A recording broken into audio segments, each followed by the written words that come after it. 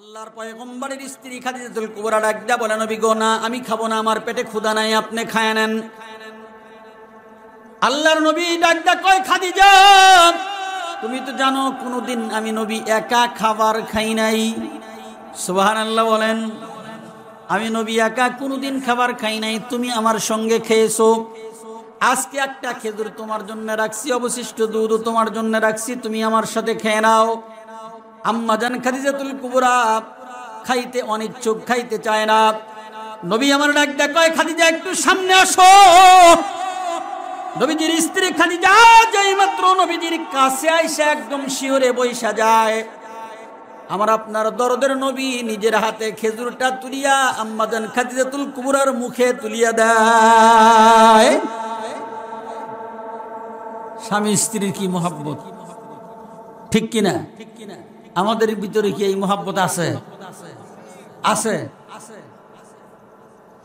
আল্লাহর নবী ডাকতে কয়, খাদিজা খেজুরটা তুমি খাও। খাইতে চায় না। নবী আমার নিজের হাতে খেজুরটা তুলিয়া খাদিজাতুল কুবরার মুখে তুলিয়া দেয়। এরপরে আল্লাহর নবীর স্ত্রী খাদিজাতুল কুবরাকে ডাকতে কয়, নবী ও খাদিজা, তুমি এই পিয়ালার দুধটুকু শেষ করে পান করে নাও। নবীজির স্ত্রী আম্মা জান খাদিজাতুল কুবরা ডাকতে কয়, নবী গো, না দুধ আপনি শেষ করে দেন। আল্লাহর নবীর স্ত্রী মা খাদিজাতুল কুবরাকে বারবার নবী আমার বলার কারণে খাদিজাতুল কুবরা দুধের পিয়ালার ওই জায়গায় মুখ লাগাইছে, যেই জায়গায় নবী মুখ লাগায়া দুধ পান করছে। জোরে কোন সুবহানাল্লাহ। নবী পাত্রের যেই জায়গায় মুখ লাগায়া দুধ পান করছে, ঠিক খাদিজা ওই জায়গাতেই ঠোঁট লাগায়া দুধ পান করছে। জোরে কোন সুবহানাল্লাহ। আল্লাহর নবীও বিসমিল্লাহ বলে দুধ পান করছে, খাদিজাতুল কুবরাও বিসমিল্লাহ বলিয়া দুধ পান করছে। জোরে কোন সুবহানাল্লাহ। আল্লাহর নবী এই কথা দুনিয়ার জমিনে বলে যায়, যেই ফ্যামিলির স্ত্রী স্বামী দুইজনই এবং ছেলে এবং মেয়ে পরিবারের সবাই যদি বিসমিল্লাহ বলিয়া খানা খাওয়ার অভ্যস্ত হয়, ওই ফ্যামিলির ভিতরে কোনোদিন রেজেকের অভাব হয় না। কি হয় না? রেজেকের অভাব হয় না। আজকে আমাদের দেশে, আমাদের ফ্যামিলিতে, আমাদের পরিবারে দেখা যায় খাবার আসলে শুরু হয়, বিসমিল্লাহর কথা মনে থাকে। আগে 3 প্লেট খায়, তারপর আগে মনে হয় আরে আজ তো বিসমিল্লাহ তো বলি নাই। ঠিক কিনা? জোরে বলেন। বলেন, মুসলমান হিসাবে বিসমিল্লাহ বলার দরকার আছে না নাই? প্রত্যেকটা কাজের শুরুতে মুমিন হিসাবে আমাদের বিসমিল্লাহ বলার দরকার। আল্লাহ যেন বলার তৌফিক দান করে। জোরে বলেন আমিন। আল্লাহর নবীর স্ত্রী খাদিজাতুল কুবরা রাদিয়াল্লাহু তাআলা আনহা দুধটুকু পান করা শেষ হয়ে গেল। নবীজি খাদিজাতুল কুবরা রাদিয়াল্লাহু তাআলা আনহার দিকে তাকায় আছে, ফেলফেল করে তাকায় আছে। আল্লাহর নবীর স্ত্রী খাদিজাতুল কুবরা ডাকতে বলে, নবী গো, আমার স্বামী এমন করে আজকে তাকায় আমি খাদিজার দিকে কি দেখতেছেন? আপনার খাদিজা তো দেখতে দেখতে বৃদ্ধ হয়ে গেছে। আপনার খাদিজার চেহারাটা কেমন যেন শেষ হয়ে গেছে। আপনার খাদিজার চামড়া ঢিলা হয়ে গেছে। এমন করে আজকে আমার দিকে ফেলফেল করে তাকায় কি দেখতেছেন? দেখবেন স্বামী কিন্তু স্ত্রীর দিকে কত সময় আলাদা নজরে মোহাব্বত নিয়ে তাকায়। কথা কোন ঠিক কিনা? আল্লাহর নবী এমন ভাবে তাকায় আছে, নবীজির স্ত্রী ডাক কয়, ও আমার স্বামী এমন করে কেন তাকাইছেন? আমারে কি দেখতেছেন? আমি তো জুয়ান আর নাই, বৃদ্ধ হয়ে গেছি। আমার আপনার দরদের নবী ডাক কয়, খাদিজা এমন করে তাকায় আমি আমার খাদিজার চেহারা দেখতেছি না, চেহারার দিকে তাকাই নাই। খাদিজা ডাকতে বলে, নবী গো, তাইলে আমার দিকে তাকায় কি দেখেন? নবী আমার ডাকতে কয়, খাদিজা আমি দেখতেছি তোমার শরীরের ভিতরে যেই পোশাক, যেই কাপড়টা পরিধান করা আছে, ওই কাপড়ের ভিতরে এত তালি, ওই পোশাকের ভিতরে এত সিলাই, যা গুনিয়া শেষ করা যায় না। আমি নবীর কাছে কেমন জানো দিলের ভিতরে অঙ্ক করতেছে, দিলের ভিতরে কেমন যেন তোলপাড় চলতেছে। যেই খাদিজা আমার ঘরে প্রথম দিন বিবাহ হয়ে আসছিল, ওই দিন এই খাদিজা 40 মণ স্বর্ণ নিয়ে আমি মুহাম্মদকে বিয়ে করছিল। আজ অত বড় দোনাট্য দুলালি খাদিজাতুল কুবরার শরীরের পোশাক এত নাজাহাল, যার দিকে তাকাইলে মনে হয় দুনিয়াটা কেমন যেন বেমানান মনে হয়। খাদিজাতুল কুবরা ডাকদা কয়, নবী গো, আমার শরীরের ভিতরে যে পোশাক, এই পোশাকটা যদিও তালিযুক্ত, যদিও সেলাই করা, তবে আমি কিন্তু অসন্তুষ্ট না আপনার উপরে। আমার কোনো অভিযোগ নাই যে আপনি আমার নতুন কাপড় কিনে দিবেন। আল্লাহর নবী ডাকদা কয়, খাদিজা, এইটাই তো আমার চিন্তা। আমার খাদিজা কোনোদিন বলল না যে আমাকে নতুন কাপড় কিনে দেন। আমার খাদিজা এত অভাবে থাকে, কতদিন নবীর বাড়িতে খাবারের চুলায় আগুন জ্বলে না, কিন্তু আমার খাদিজা কোনোদিন বলল না, নবী গো, আমাদের বাড়িতে খাবার নাই, খাবারের ব্যবস্থা করেন, বাজার করে নিয়ে আসেন।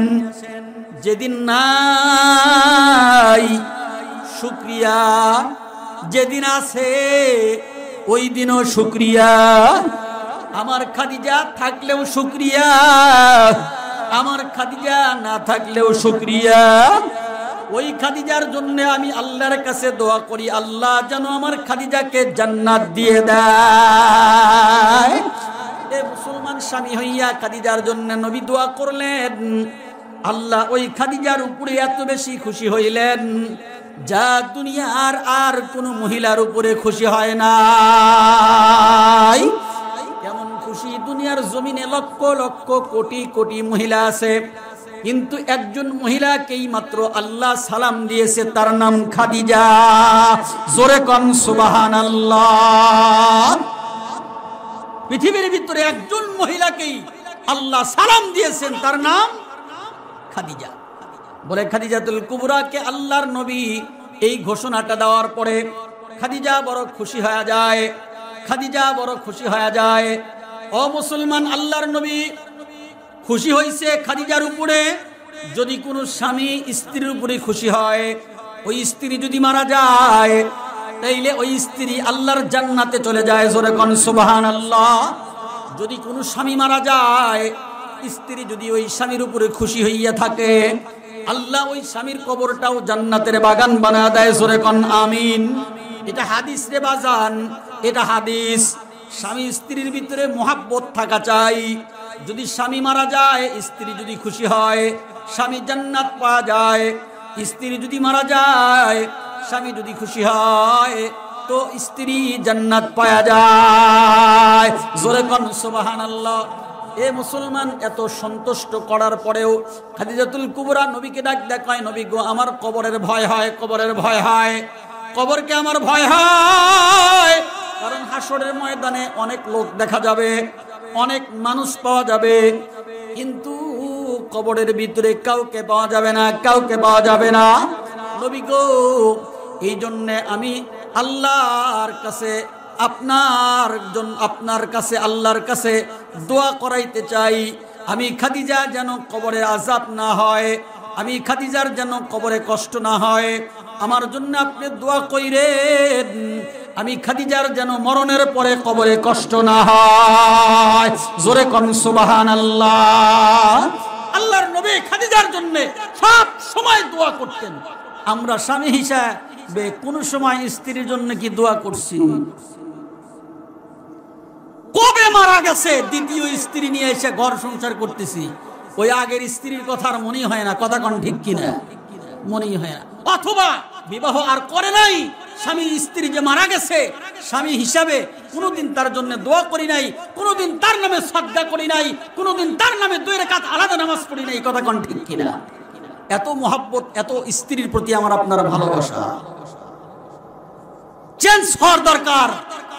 স্বামী স্ত্রীর মহব্বত পরিবারের ভিতরে পয়দা করার দরকার। যদি পয়দা হয়ে যায়, ওই ফ্যামিলিটা আল্লাহর জান্নাতি একটা পরিবার হয়। জোরে কোন সুবহানাল্লাহ। শুধু তাই নয়, খাদিজাতুল কুবরা রাদিয়াল্লাহু তাআলা আনহার আমলের কোনো অভাব নাই। জোরে কোন সুবহানাল্লাহ। আমলের কি নাই? অভাব নাই, আমলের কোনো অভাব নাই। আল্লাহর নবীর কাছ থেকে যখন যে আমলের কথা খাদিজা শুনতেন, যখন যে আমলের কথা খাদিজা শুনতেন, সেই আমলটাই করতেন। আমাদের মা বোনরাও কিন্তু অনেক মা বোনেরা এমন আছে ওয়াজে ছেলেরা আমল খুব কম করে কিন্তু মেয়েরা বেশি করে, কথা কোন ঠিক কিনা? যেই ওয়াজই শুনুক মহিলারা আমল বেশি করে। এই দেখবেন শাবান মাসে যে একটা রোজা ছিল, 3টা রোজা ছিল, আমাদের মা বোনেরা ঠিক রোজা রাখতো কিন্তু পুরুষেরা রাখে না, কথা কোন ঠিক কিনা? পুরুষেরা রাখে না, মা বোনেরা সুন্দর করে রাখে। আমাদের দেখা, আমাদের শোনা, কথা কোন ঠিক কিনা? আল্লাহর নবীর স্ত্রী মা খাদিজাতুল কুবরা শুধু আল্লাহর জাহান্নাম, আল্লাহকে, কবরকে, মৌতকে ভয় করছে এমনটি নয়। দুনিয়ার জমিনে এই ভয়গুলো কলিজার ভিতরে থাকার কারণে আমল কইরা কবরে চলে গেছে। জোরে কোন সুবহানাল্লাহ। কত আমল করছে, নামাজ তো পড়ছেই, নামাজের পরেও কিছু আমল আছে না নাই? কথা কোন আছে না নাই?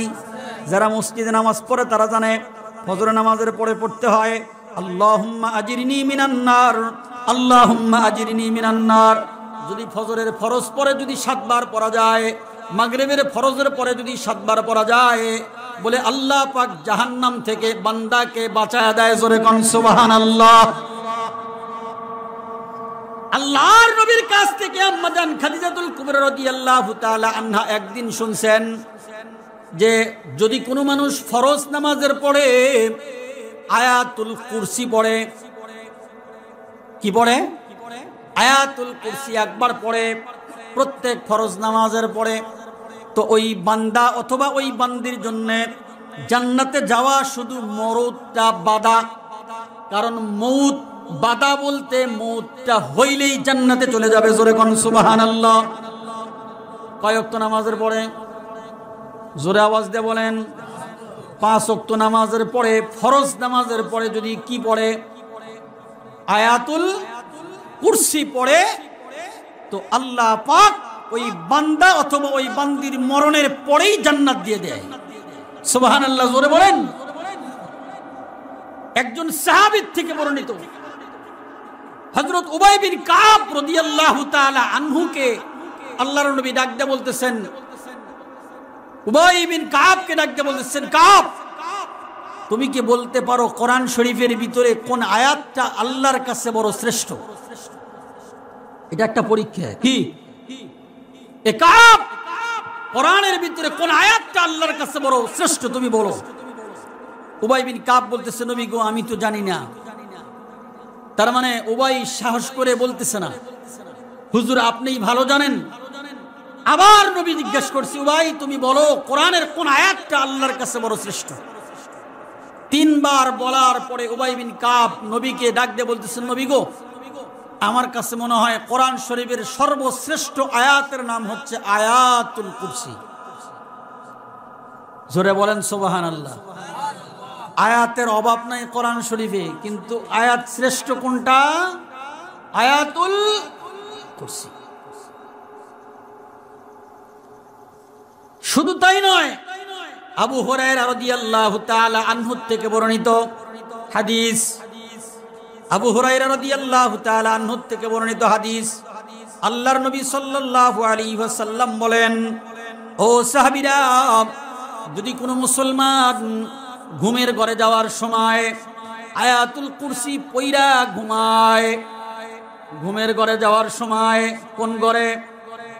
ঘুমের ঘরে ঘুমানোর সময় যদি আয়াতুল কুরসি পড়ে বান্দা ঘুমায় অথবা কোনো বান্দি ঘুমায়, ওই বাড়ির ভিতরে দরজা খুলে ঘুমাইলেও চোর আসার সাহস নাই। সুবহানাল্লাহ। আমার কথা না নবীর কথা? জোরে আওয়াজ দিয়ে বলেন কার কথা? আবু হুরায়রা থেকে বর্ণিত, আল্লাহর নবী বলেন যদি আয়াতুল কুরসি পড়ে বান্দা কোনো বান্দি যদি ঘুমায়, ওই বাড়ি হেফাজত করার দায়িত্ব আল্লাহর কুদরতে নিজে হাতে আল্লাহ নিয়ে নেয়। জোরে কোন সুবহানাল্লাহ। এ মুসলমান, হাদিসের ব্যাখ্যা শুনেন। আবু হুরায়রা রাদিয়াল্লাহু তাআলা আনহু বলেন, একদিন বাইতুল মালের কিছু খেজুর পাহারা দেওয়ার জন্য আমাকে নিযুক্ত করছেন। যেমন আমাদের ইউনিয়ন পরিষদে আটা, গম, চাউল আসে না, দেহার দায়িত্ব শহীদের গারে, কথা কোন ঠিক কিনা? বর্তমানে তো দেখা যায় শহীদেররাই অর্ধেক নিয়ে বাড়ি বিলে যায়, ঠিক কিনা? জোরে বলেন। বেড়াই সাহাবায়ে কেরামের কি এরকম ছিল? হ্যাঁ, সাহাবায়ে কেরামের কলিজার ভিতরে কার ভয় ছিল? জোরে আওয়াজ দিয়ে বলেন, কার ভয়? শুধু আল্লাহর ভয় না, মরণের ভয়। শুধু মরণের ভয় না, কবরের ভয়। শুধু কবরের ভয় না, জাহান্নামের ভয়। জোরে কোন সুবহানাল্লাহ। এইজন্য সাহাবায়ে কেরামের কাছে স্বর্ণের পাহাড়ও যদি থাকে তুচ্ছ মনে হয়েছে। জোরে বলেন কথা ঠিক কিনা? লোভ লালসা তাদের ভিতরে ছিল। আবু হুরায়রা রাদিয়াল্লাহু তাআলা আনহু ডাক দিয়া বলেন, ও দুনিয়ার মুসলমানেরা, আল্লাহর নবী আমাকে বাইতুল মালের খেজুর পাহারা দেওয়ার দায়িত্ব দিলেন। কি পাহারাদারের? খেজুর পাহারা দেওয়ার দায়িত্ব দিলেন। আমি আবু হুরায়রা রাত্রিবেলায় স্টিলের মতো দাঁড়ায়া থাকি, ঘুমাই না, যেন কিছু চোর আইসা খেজুর না নিয়ে যেতে পারে। আমার দায়িত্ব পালন করার জন্য আমি দাঁড়াইলাম। রাত্রি গভীর হয়ে গেল। হঠাৎ করে দেখলাম একজন চোরের ভেষে মসজিদ নববীর ভিতরে ঢুকছে। বাইতুল মালের ওই খেজুরগুলো পাহারা দেওয়ার জন্য আমি দাঁড়ায় আছি। এমন সময় একজন মানুষ আইসা খেজুরের ভিতরে হাত লাগাইছে, নিয়ে চলে যাবে। আমি আবু হুরায়রা ঘুমাই নাই, আমি সাথে সাথে খপ করিয়া হাতটা ধরে বলাছি। চোর ধরলে আমাদের দেশে কি উপায় থাকে? তিলগুড়ি নাত্তির অভাব হয় না, কথা কন ঠিক কিনা? আবু হুরায়রা খপ করে হাতটা ধরে পালাইছে। ডাক দে কয়, চোর আজকে ধরছি, ছাড়বো না। সকালবেলা ফজর নামাজ পড়ে নবীজির কাছে তোমার নিয়ে যাব। নবীজি বিচার করবে, এরপরে তোমার হাত কেটে দিবে, তোমার সাজা হবে, শাস্তি হবে। চোর সাথে সাথে আবু হুরায়রা ডাক দে কয়, ভাই আমাকে মাফ করিয়ে দেন। কি করিয়ে দেন? আমাকে মাফ করিয়ে দেন। কেন মাফ করব? বলে, ভাই আমার বাড়িতে ছেলে মেয়ে ক্ষুধার্ত, খাবারের ব্যবস্থা নাই, বাধ্য হয়ে চুরি করতে আসছি, আমাকে সুযোগ করে দেন। আবু হুরায়রার মনটা নরম হয়ে গেছে। সন্তান সন্ততি দুনিয়ার জমিনে মা বাবা এত বেশি মহব্বত করে, সন্তানের জন্য মা বাবা মাথার গাম পায়ে ফেলায়। কথা বলেন ঠিক কিনা? আবু হুরায়রার মায়া লেগে গেছে। এই চোরের সন্তানগুলো ক্ষুধার্ত অবস্থায় বাড়িতে অবস্থান করতেছে, এই জন্য মায়া লাইগা চোরকে ছেড়ে দিছে, খেজুর নিয়ে চলে গেছে। আবু হুরায়রা পরের দিন সকাল বেলায় ফজরের পরে নবীজিকে ডাক ডাক কয়, নবী গো, আজকে রাত্রে যে আমার বাইতুল মালের পাহারা দেওয়ার সময় চোর আসছিল। আল্লাহর নবী ডাক দেয়া বলে, আবু হুরায়রা আমি জানি। সুবহানাল্লাহ বলেন। চুরি হইছে কোনে? নবীজির কাছেও খবর আছে। আবু হুরায়রাকে নবী আমার ডাক দিয়ে বললেন, আবু হুরায়রা কেন তুমি চোরকে ছেড়ে দিলা? বলে, নবী গো, আমার মেয়ে মায়া লেগে গেছে। চোর বলছে তার বাড়িতে ছেলে মেয়ে ক্ষুধার্ত, এই জন্য আমার মায়া লাইগা তারা ছেড়ে দিছি। আবু হুরায়রাকে নবী আমার ডাক দিয়ে কয়, আবু হুরায়রা সাবধান, ওই চোর আগামী রাত্রেও কিন্তু আসবে। আগামী রাত্রেও আসবে। ঠিক পরের দিন রাত্রিবেলায় আবু হুরায়রা আবারও স্টিলের মতো দাঁড়ায় আছে। চোর যখন রাত্রি গভীর হয়ে যায়, চোর আবারও ওই চোরই আসছে যেই চোর গতকাল রাত্রে আসছিল। আইসা আবারও খেজুরের ভিতরে হাত লাগাইছে। আবু হুরায়রা খপ করে ধরে ফেলায়। ডাক ডাক কয়, চোর আজকে আর সারাসারি নাই, সকাল বেলায় নবীর দরবারে নেব, তোমার বিচার করার পরে ছেড়ে দিব। আল্লাহর নবী সাল্লাল্লাহু আলাইহি ওয়াসাল্লাম তোমার শাস্তি দিবেন। চোর এইবার আল্লাহর নবী সাল্লাল্লাহু আলাইহি ওয়াসাল্লামের সাহাবী আবু হুরায়রার হাত মজবুত করিয়া ধরিয়া চোখের পানি ফালায়া অভিনয় করিয়া কাঁদিয়া কাঁদিয়া বলে, ভাই আমাকে আজকেও মাফ করে দেন।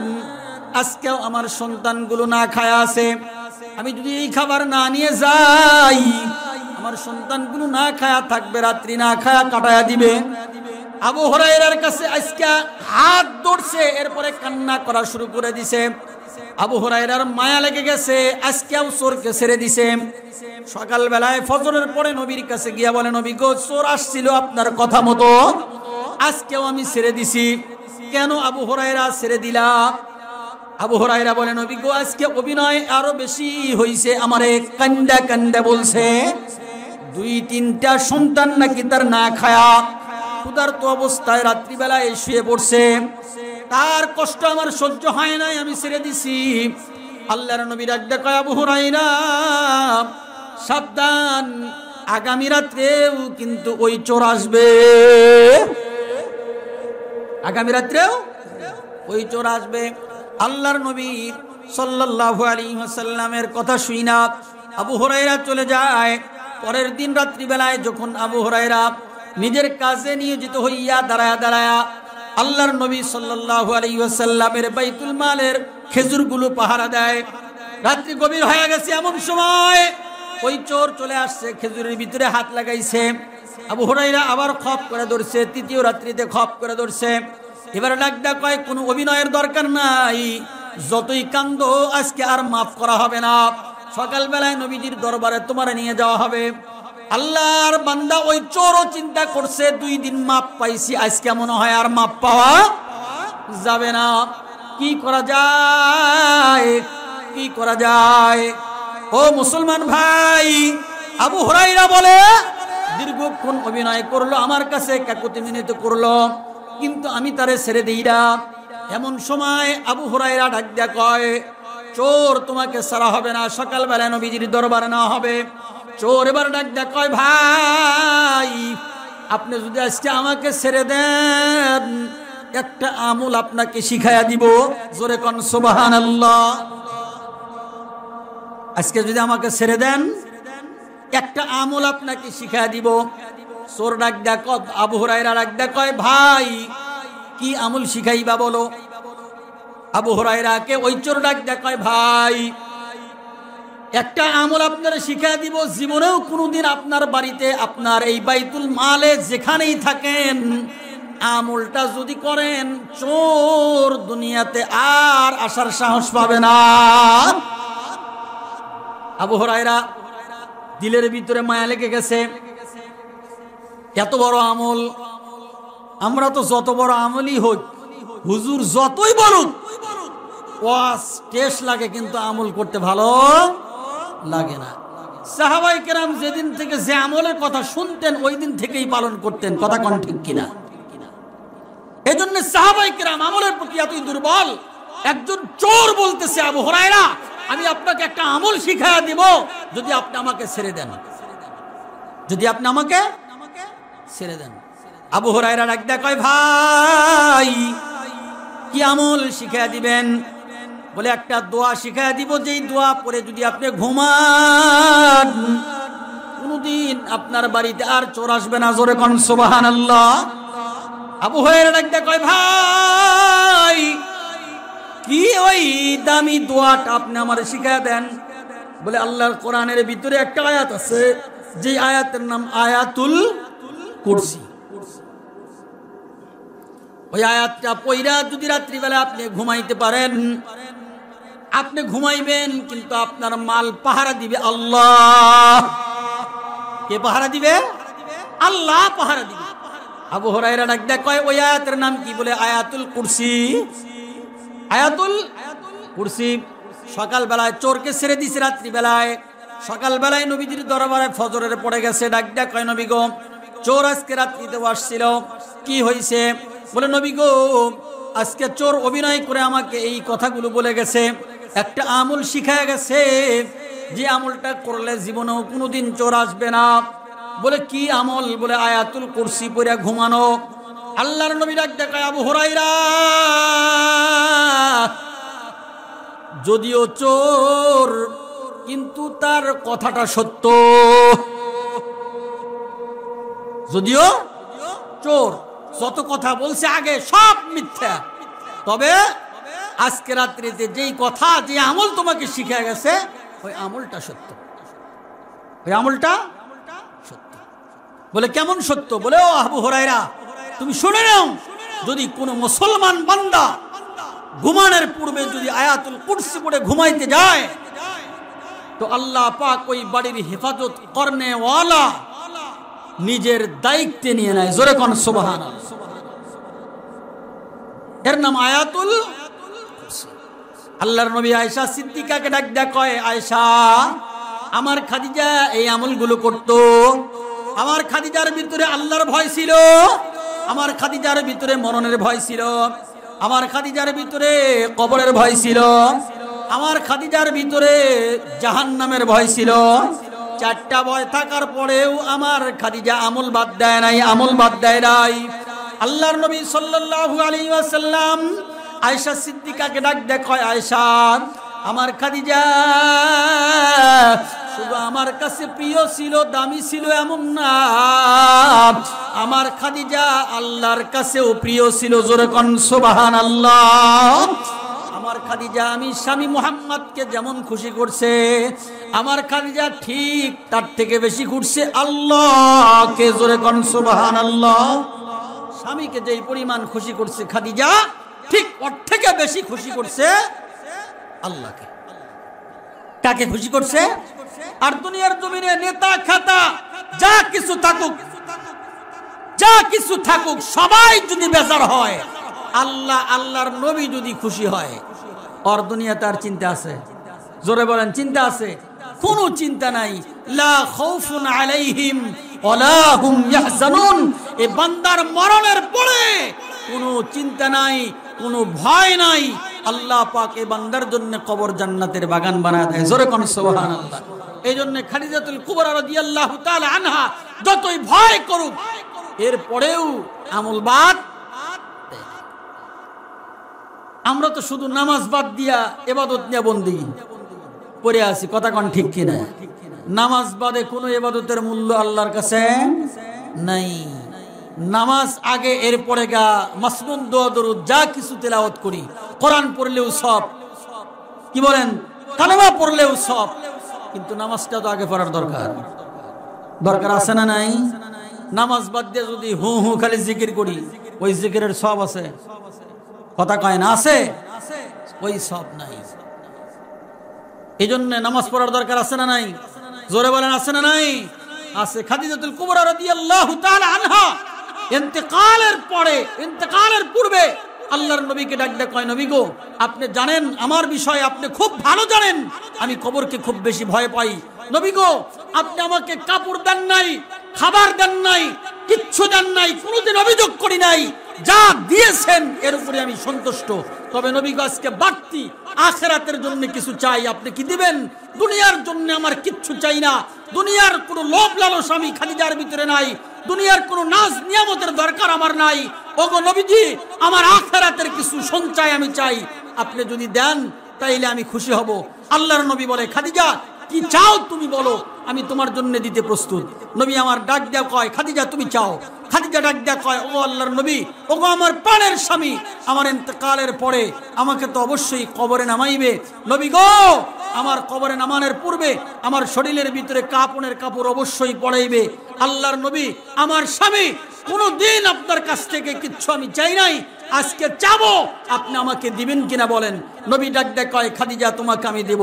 আল্লাহর নবী সাল্লাল্লাহু আলাইহি ওয়াসাল্লাম যখন স্বীকারোক্তি দিলেন, খাদিজা ডাক দেয় কয়, নবী গো, আমার শরীরের পোশাক খুলিয়া গরম পানি দিয়া গোসল করায়া আমাকে যখন কবরের জগতে নিয়ে যাবে, তখন আপনার শরীরের জুব্বা মুবারক খুইলা আমার কাফন বানায় দিয়েন।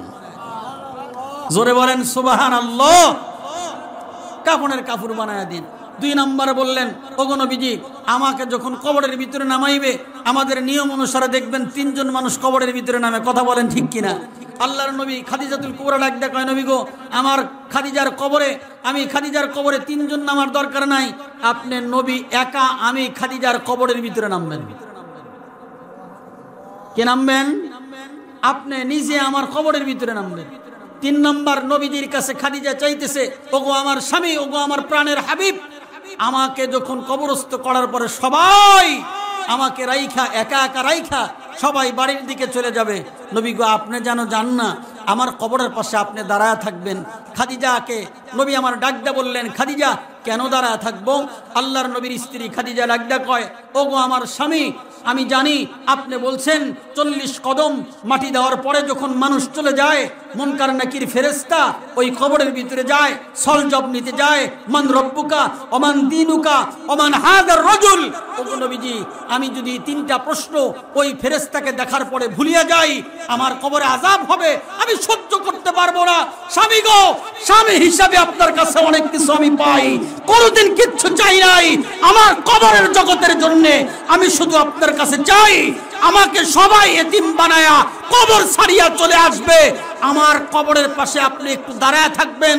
40 কদম যাওয়ার পরে মুনকার নাকির ফেরেশতা যখন আসবে, মান রব্বুকা বলবে, মান দীনুকা বলবে, ওমান হাদার রাজুল বলবে। নবী গো, আমি খাদিজা যদি ভুলে যাই, আপনি স্বামী হইয়া আমার জন্য একটু আল্লাহর ওই ফেরেশতার কাছে সলজবগুলো দিয়ে দিবেন, সলজবগুলো দিয়ে দিবেন। আমি আশা পোষণ করি, হয়তো আপনি যদি আমার পক্ষ থেকে সলজব দিয়ে দেন, আমার কবরে আযাব হবে না। কি হবে না? আযাব হবে না। বুঝলাম খাদিজা, আমার গায়ের পোশাক জুব্বা তোমার শরীরে জড়ায়া কবরে রাখলে কি লাভ হবে? খাদিজাতুল কুবরা ডাক দেয়, কয় নবী গো, আমি খাদিজা খুব সুন্দর করে জানি যেই নবীজি যেই রাস্তা দিয়ে হেঁটে যায় 40 দিন ওই রাস্তা দিয়ে শয়তান যায় না। 40 দিন ওই রাস্তা দিয়া মিশক আম্বরের থেকে বেশি ঘ্রাণ বের হয়। জোরে চিল্লা বলেন সুবহানাল্লাহ। ওগো নবীজি, আমি জানি আমার প্রিয় স্বামীর বার্তা, আমি জানি আমার হাবিবের খবর আমি জানি। আমি যদি কবরের ভিতরে আপনার শরীরের জুব্বা নিয়ে ঘুমাইতে যাই, কম পক্ষে জুব্বার উসিলায় আমার কবরে 40 দিন আযাব হবে না। কি হবে না? আযাব হবে না। জোরে কোন সুবহানাল্লাহ। 40 দিন আমার কবরে আযাব হবে না। ওগো খাদিজা, তোমার কবরের ভিতরে আমি না নামলে কি হবে? আমি যদি নামি তাইলে তোমার কি লাভ হবে? খাদিজাতুল কুবরা ডাক দেয়, কয় নবী গো, যে কবরের ভিতরে আপনি নামবেন, আমি তো আশা পোষণ করি ওই কবরের ভিতরে আযাবের ফেরেশতা আসার সাহস পাবে না। সুবহানাল্লাহ জোরে বলেন, আরো জোরে বলেন সুবহানাল্লাহ। খাদিজাতুল কুবরা রাদিয়াল্লাহু তাআলা আনহা থাকছে দুনিয়ায়, চিন্তা করছে আখিরাতের। কবর আখিরাত না দুনিয়া?